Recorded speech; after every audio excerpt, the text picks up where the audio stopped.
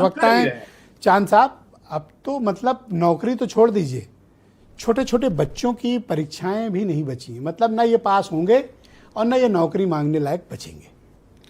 देखिए ब्रजेश जी, बहुत ही दुर्भाग्यपूर्ण है कि भारतीय जनता पार्टी की सरकार में कोई भी परीक्षा बिना पेपर लीक हुए संभव ही नहीं हो पा रही है। और आप हम सब लोग ये जानते हैं कि छात्र परेशान हैं। लखीमपुर खीरी से इस नीट परीक्षा के बाद पता चला कि एक छात्रा ने आत्महत्या कर ली थी। ये सब दुखद है। शायद भारतीय जनता पार्टी वाले ये खबरें पढ़ते नहीं हैं या पढ़ना नहीं चाहते हैं। तो सवाल इस बात का है कि आपसे संभल क्या रहा है। हम लोग तो बार बार कहते हैं आपसे न विदेश नीति संभल रही है, ना आप रोजगार दे पा रहे हैं, ना आप महंगाई को कंट्रोल कर पा रहे हैं, क्योंकि आपका सारा ध्यान किस बात पे? आपका सारा ध्यान इस बात पे कि सड़क पे नमाज नहीं होनी चाहिए, क्योंकि आपका वोट वहीं से मिलना है।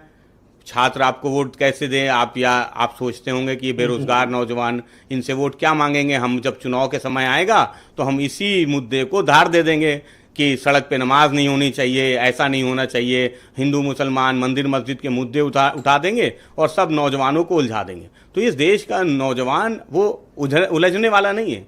एक परीक्षा हो लीक हो जाए, 2 परीक्षाओं लीक हो जाए, 3 परीक्षाओं लीक हो जाए, 4 हो, 5 हो, 6 हो, 7 हो, 8 हो, 9 हो, भाई आपसे तो कोई परीक्षा नहीं हो रही। यहां तक कि आपसे अब बच्चों की भी परीक्षाएं नहीं करा पा रही कि अब आप उनको भी बिना लीक हुए करा पाए। ये क्यों तो लीकेज हो रहा है? ये गलती से हो रहा है, बाय मिस्टेक, या करप्शन है इसमें? नहीं, बिल्कुल भ्रष्टाचार है। ये कह देना कि अभी जैसे कि भारतीय जनता पार्टी के प्रवक्ता कह रहे थे कि सिस्टम में बैठे हुए लोग हैं जो उसको बनाते हैं, जो देखते हैं, और जो मंत्री हैं उनकी कोई जिम्मेदारी नहीं है, वो कुछ नहीं करते हैं। वो बैठे हैं, वो कुछ नहीं करते हैं। बड़ी बड़ी जो कोचिंग संस्थाएं चल रही हैं वो कुछ नहीं करते हैं। करता कौन है? सिर्फ जो सिस्टम में बैठे हुए लोग हैं, जो पेपर जिन पे कराने की जिम्मेदारी है। मंत्री जी क्या करते हैं?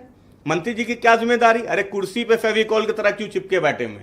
अरे छोड़ दे, नहीं चला पा रहे हैं। अगर एक पेपर, एक नीट की परीक्षा लीक हो तो पता चले दूसरी भी लीक हो गई। आपने एनटीए का स्थापना की थी 2017 में, इसीलिए तो की थी। आपने कहा था कि पारदर्शी परीक्षाएं कराएंगे। इससे पहले सरकारों में पारदर्शी परीक्षाएं नहीं होती थी। ये पारदर्शिता है कि 2 बार नीट का पेपर लीक हो गया और आप फेविकॉल की तरह कुर्सी पे चिपके बैठे में किसी दूसरे राज्य के 10 सेकंड लूंगा, दूसरे राज्य में आप प्रभारी बना दिए जाते हैं, वहां से लौट के आते हैं, मालाएं पहनते हैं, लेकिन नीट के पेपर पे आप इस्तीफा नहीं देते हैं।